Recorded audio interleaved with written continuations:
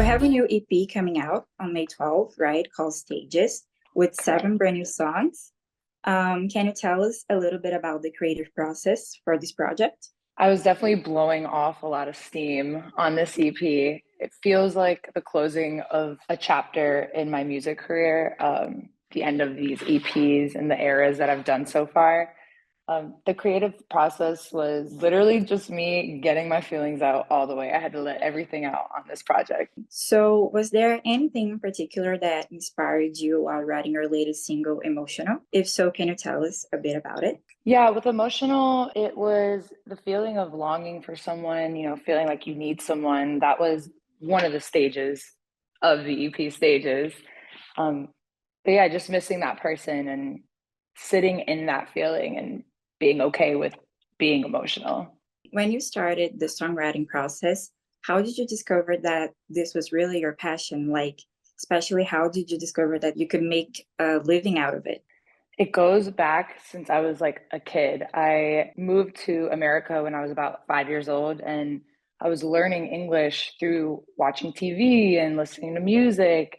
So I was really into the pop artists like Britney Spears, Christina Aguilera, and I would sit by the radio, write down all the lyrics like bar for bar, and study how many lines are in the verse, how many lines are in the chorus. And that's the way I learned to write songs. So I think my first song was when I was about 8 years old, but I really started taking it seriously when I was 13, 14. That's when I started going into the studio and practicing that process.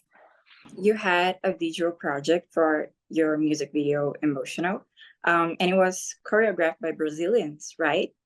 Where Yes. did that idea came from? Someone on my team recommended these dancers, and I was like, absolutely yes, right away. They were so dope, and they absolutely killed the video. Like, it could not have gone any better.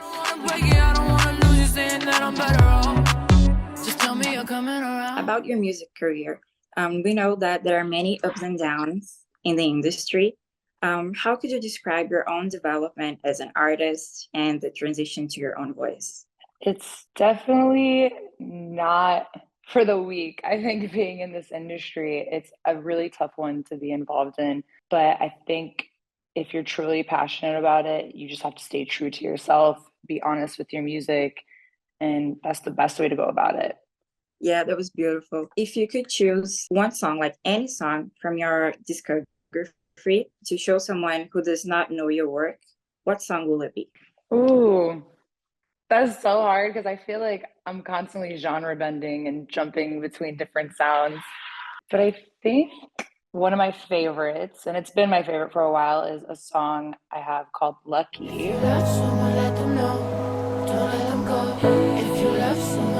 But since we're in the stages era, I would say Over You right now is my favorite. That is my favorite too, by the way. Yay!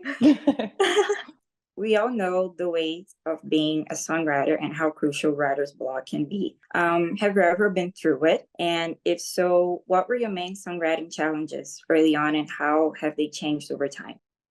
I think it's really easy to burn out with songwriting because there's only so many times you can say the same thing over and over again. And I've experienced that. So I would say the best way to overcome that, at least for me, has been to actually take breaks. Like take breaks, go live your life, experience things, and then come back to it.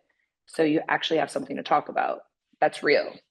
If you could tell your younger self something that happened during your music career, what would you say? Like, we should be surprised to see where you are now? For sure. For sure. I'd be like, wow, you're actually doing it. I've always dreamt of being in the music industry and being a part of it. So the fact that I've been doing it for this long and still continuing to do it is absolutely insane to me. And the little girl version of me would definitely be freaking out. About the new EP, which track are you most proud of and why?